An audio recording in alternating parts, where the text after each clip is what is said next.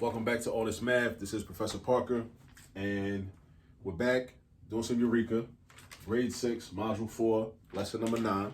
All right, we're on example 3 now. I already did videos on example 1 and example 2 from this lesson.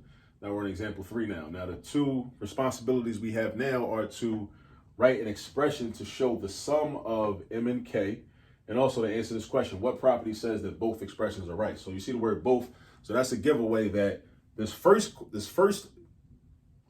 activity is going to give us two answers. It's going to give us two answers because the word both is right there. So that tells us that obviously we would have had two answers. Now, let's look at this though. Let's really try to get to understand this. Write an expression, not an equation, but an expression, right? To show the sum of m and k. So first thing you got to know is, what does the sum of mean? That's another important math phrase. The sum of means something in math language. The sum of means addition. That means something got to get added together. The sum of. When you see the word sum means addition. Make sure you write that in your notes. The sum means addition. SUM is sum. The sum is the result when you add numbers together. The difference is the result when you subtract numbers from each other. The product is the result when you multiply numbers together.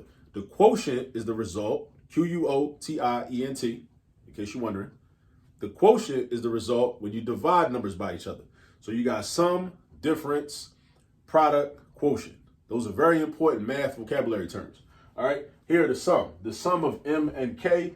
Usually the word and also means addition, but not all the time. In this case, it does because it's preceded by the word sum. So what you got to understand too is that, again, I can't stress this enough. Math is a language that you just got to learn. A lot of people that have challenges with math, they have challenges with math because they don't know the language. They don't know the vocabulary of math, which has to be studied and memorized, right? I just gave you 4 vocabulary terms just now. Sum, difference, product, quotient, right? They don't know the vocabulary of math, and they also don't understand the phrases, right? What the phrases mean when they see sentences like this, like the sum of m and k. And also you got to know, well, what is m and k? What does that mean? M and k are called variables. Variables represent amounts that we don't know. That's why we use variables. If we knew what they were, we would just use the numbers. But we don't know the numbers. So when you don't know the numbers, we use variables, which are just letters. They could be lowercase letters. They could be uppercase letters. We use letters to represent values that we don't know. Now, sometimes we care about what the values are. We're going to figure out what the values are. Sometimes we're not. In this particular situation, we don't know what m is. We don't know what k is. We don't care. We just want to write the expression that shows that m and k are being added together. So this is what we're going to do. So one way to show that m and k are being added together is like this. Matter of fact, let me use a different color. One way is just to say m plus k. M plus k. Like Martin Luther King, right? There's no L there, but you get my point, right? M plus k. That's one way to show the sum of m and k, right? Another way to show the sum of m and k, because remember, in addition, the order doesn't matter. The order of the variables or the order of the terms does not affect the outcome. That applies to addition, also to multiplication, but not subtraction and division, because that's going to make a difference. Because 2 minus 8 is not the same thing as 8 minus 2. They're not the same thing. So the commutative property, so I just gave you the answer for the second part. The commutative property respects, or I should say applies to addition and multiplication, not to division and subtraction. All right, so the other thing we could say, instead of just m plus k, we could say k plus m.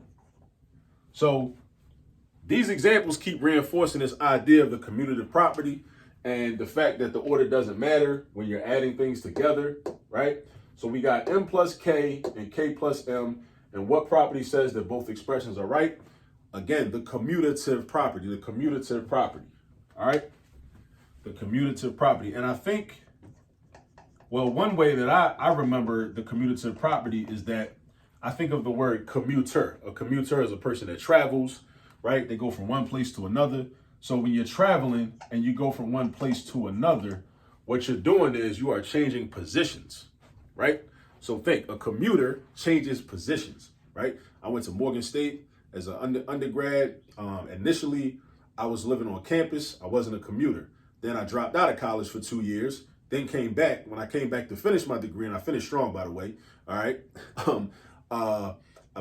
when I came back, I was a commuter. I lived at home with my parents over in West Baltimore, and I would travel. I would commute from home to campus, right? So I would change positions, just like these variables change positions.